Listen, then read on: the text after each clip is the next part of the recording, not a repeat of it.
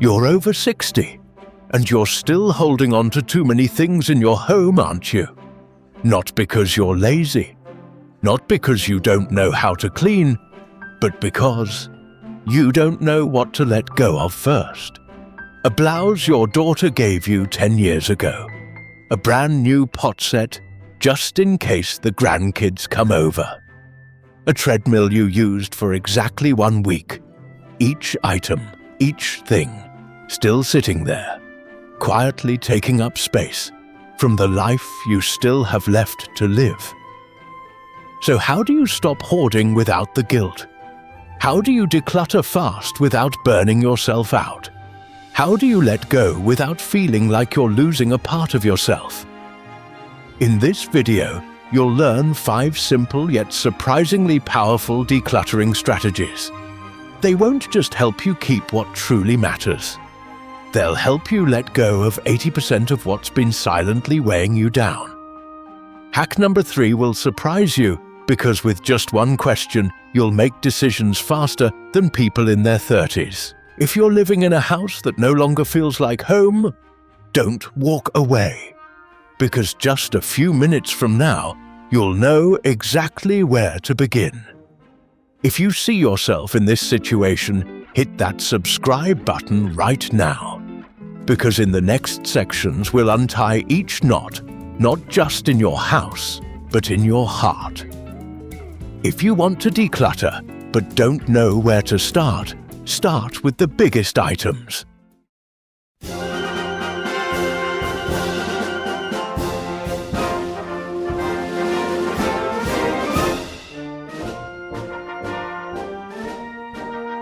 Because sometimes you don't need to throw out a lot.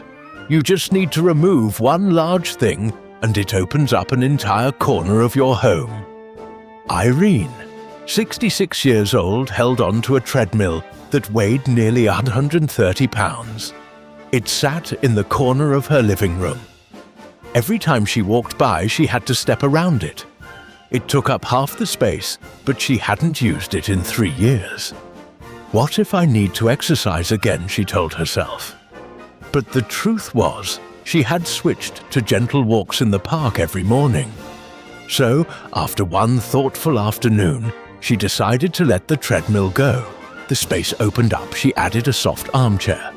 Now every morning after her walk, she sits down there with a book, peaceful and relaxed.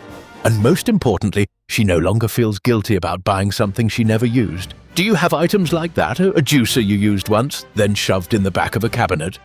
A bread maker you bought after watching an ad, but now it's just collecting dust? A giant fridge, even though you live alone, and the freezer's always empty? A sunken sofa that's hard to get up from, but you keep it just because?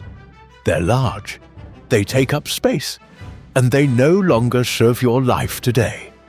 Here's how you start. Walk around your home. Look closely at each large item taking up space. Ask yourself, when was the last time I used this? Do I need this in the life I live today? Does it make me feel comfortable or just in the way? Still unsure? Tape a note on the item with today's date. If you haven't used it in 30 days, then you already know what to do. Starting with large items doesn't just clear physical space. It gives you something even more powerful, the feeling that you've started. Just one item, one corner, one decision, and you're already moving forward. Because not everything deserves to stay, just because it's big or expensive. What matters is, does it still fit who you are today?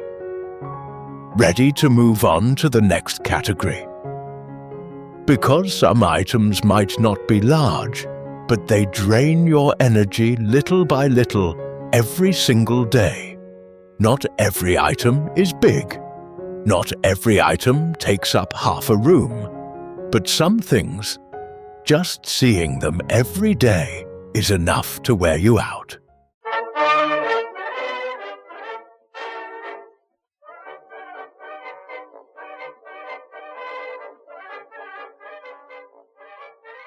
Irene had a drawer in her kitchen. She called it her crazy drawer. Inside balled-up plastic bags, old rubber bands, lidless containers, and a pile of dried-out pens. None of it useful, but she kept them anyway, just in case. In case she needed a rubber band. In case she needed a container. In case she needed a pen to sketch something. But for 5 whole years, she never needed any of it. She only sighed every time she opened that drawer. You might have items like that too. A worn-out shirt you never wear, but still hangs in your closet. An expired jar of cream sitting in your bathroom. A chipped ceramic mug still drinkable, but no one ever uses it. A stack of old paperwork you don't read but also can't throw away. They won't trip you. They don't take up as much space as a sofa, but they clutter your home. And worse, they clutter your mind. Every time you see them, a little voice says, "I really should clean this," and then you leave it again. Here's a simple rule. If you haven't used it in the past year, you probably won't use it in the year ahead either.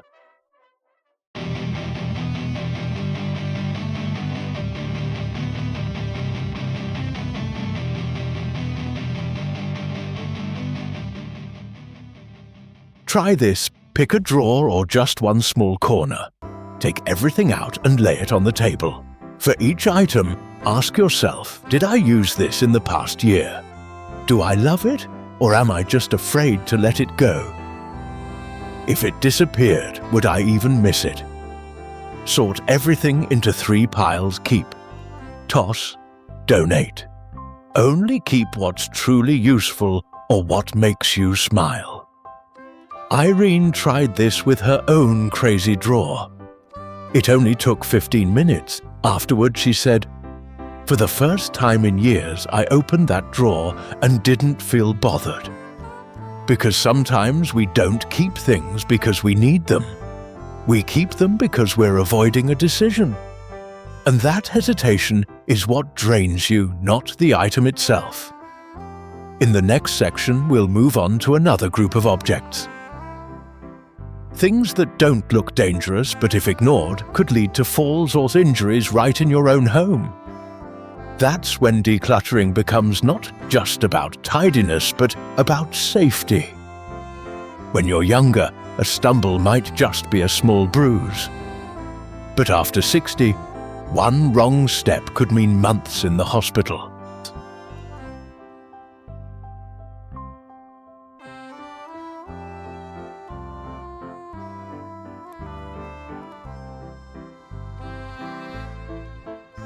Irene used to say, "There's nothing dangerous in my house." Until one morning she stepped out of her bedroom and almost slipped on a sandal turned upside down beneath the rug. She caught herself by the edge of the bed, just a scraped knee, but that moment shook her. She started seeing her home differently. It wasn't just clutter. It was misplaced items in the wrong spot at the wrong time. Do you notice things like this? A curled-up bathroom mat is right at the doorway. A charging cable runs across the middle of the floor. A plastic box left beside the stairs. I'll put it away later. A broken chair is still used for reaching high shelves. None of them scream danger. But all of them can trip you when you're not looking. And a fall at this age isn't a simple thing. What did Irene do after that near fall? She started something called the walkway method. She didn't declutter the whole house. She just looked carefully at the paths she walked every day, from the bed to the bathroom, from the front door to the kitchen, from indoors to the balcony or laundry area or stairs if she had them. For each walkway, she did just 3 things. Cleared anything she could trip on, sandals, boxes, bags. Tied up cords and secured them close to the wall. Replaced slippery rugs or removed them completely. Irene didn't clean her whole house in one day, but just clearing those 3 daily paths made her feel lighter calmer and safer. Decluttering isn't always emotional. Sometimes it's about survival. And once you feel steady in your steps again, you're ready for a bigger question.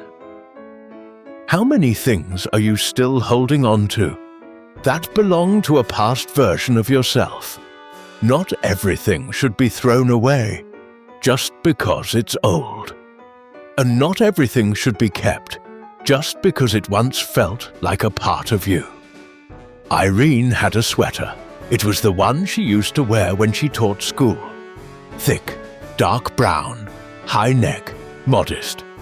She had kept it for over 10 years, even though she never wore it.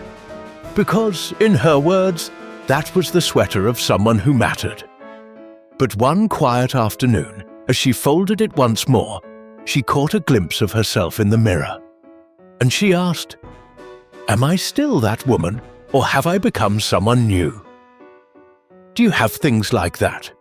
Business clothes even though you've retired for years? Stacks of professional books you no longer read?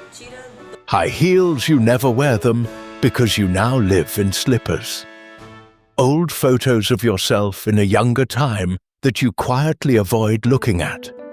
Not because you miss them, but because letting go feels like letting go of yourself.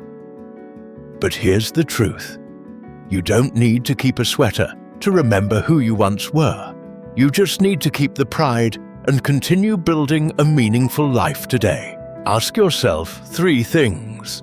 Who am I holding this for me today, or the person I used to be? If I were starting fresh today, would I choose to keep this? Who do I want to become in the years I have left? Irene folded that sweater one last time. She didn't throw it away. She gently placed it in a box labeled "Memories that are complete." Then she chose a lighter scarf, brighter in color, softer in feel. A scarf that felt more like the Irene of today. She's still Irene, but she no longer needs old things to prove it. She knows she's still changing. She's still alive. If you find it hard to let go, try asking a different question instead of, "What can I still hold on to from the past?" Ask, "What do I want to pass forward into my future?" Because decluttering isn't about throwing away memories. It's about choosing what truly represents you in this chapter of life. And by now, you might begin to notice that not everything you're holding on to is yours. Some things you're keeping for someone else. Out of duty, out of guilt, out of fear of judgment. You might be keeping something not because you need it, not because you love it, but because you're afraid someone else will be upset if you let it go. Irene had a set of green dinnerware. She never liked it. It didn't match her table. But she kept it anyway because it was a wedding gift from a cousin who had passed away. She rarely used it, but couldn't bring herself to let it go, because getting rid of it feels like forgetting them. Do you have things like this: a set of teddy bears your grandchild gave you in preschool, now faded but still sitting there? A wall painting you don't even like, but it was painted by an old friend. A table you've wanted to replace, but your son once said, "Mum, don't change that one." Or a huge cookware set kept in case the whole family visits, though it hasn't happened all year. You're no longer living on your terms. You're living among other people's expectations, quietly, patiently, and sometimes exhausted. Try rewriting the sentence this way: I keep this because I want to, or I keep this because I'm afraid to. If it fits the second version, it's time to choose again.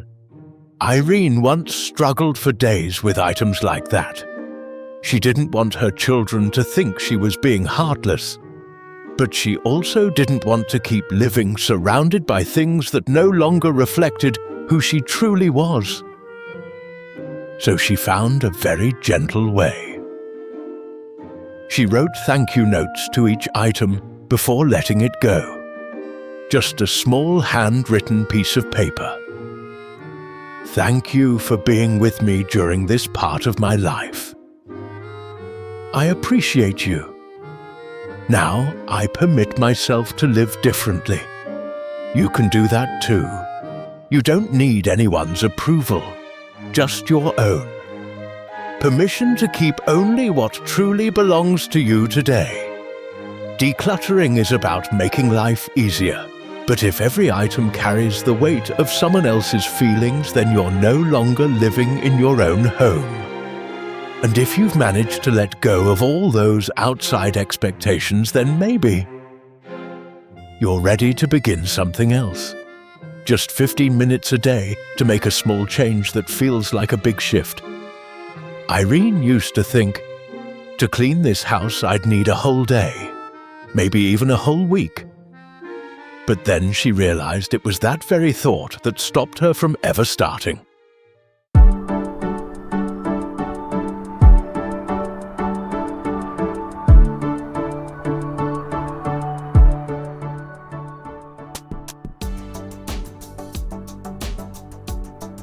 One day, she came across a very simple idea.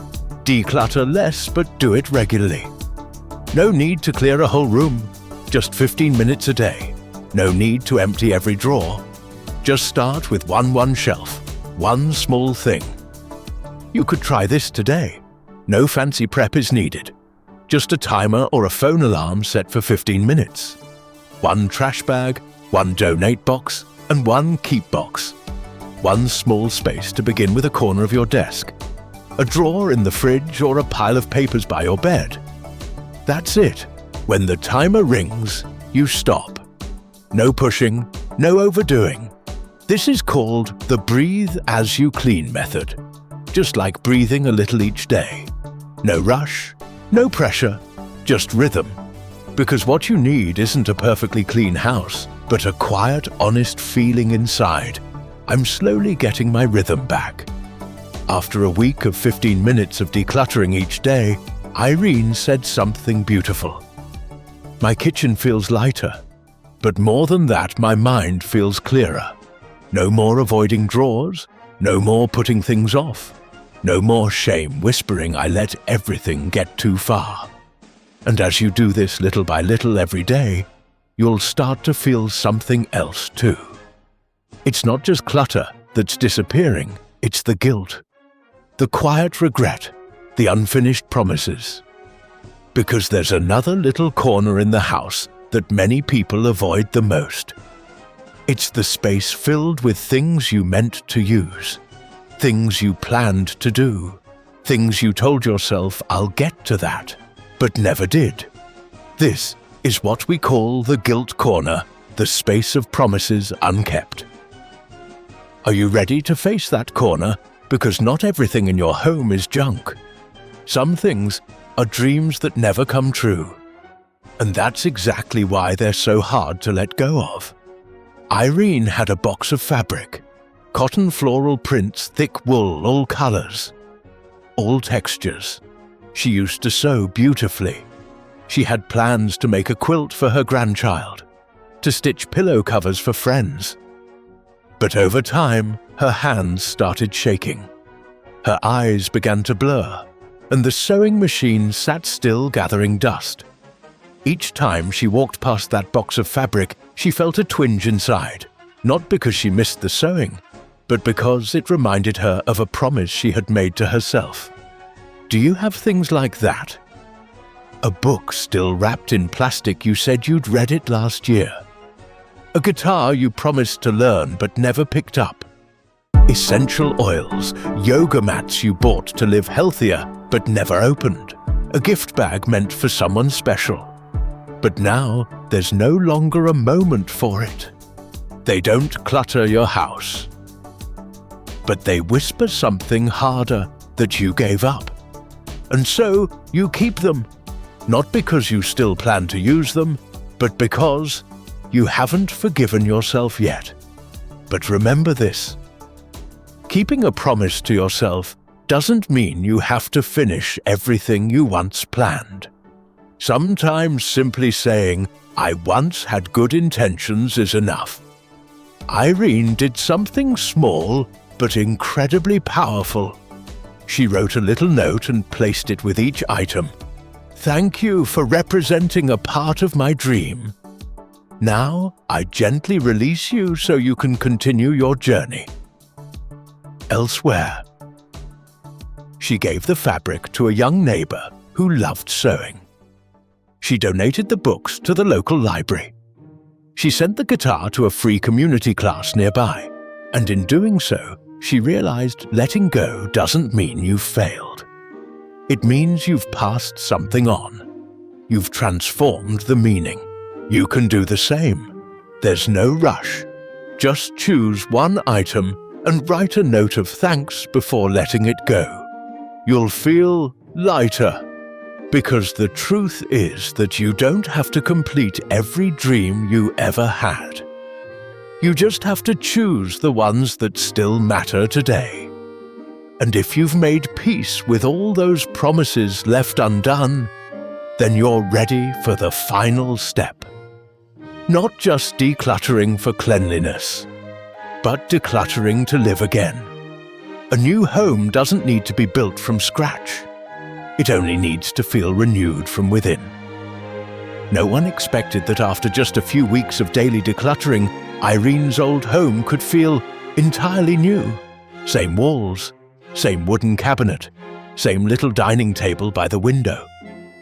But now everything could breathe.